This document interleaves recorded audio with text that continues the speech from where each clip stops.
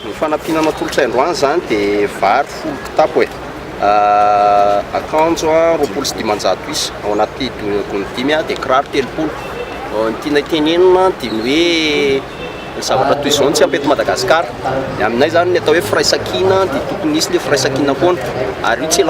ilaina fanampiana avy any ivelany foana fa malagasy samy malagasy mahay fanampy. Dia zavatra anankiray izay tiana ho asongadina ihany koa dia izay reto dia volohana fikambanana ao anatin'ilay société civile en action ka neverinay fa mendrika ny tolo-tanana mpiray-tanindrazana ireo namony ainy mpiray-tanindrazana ireo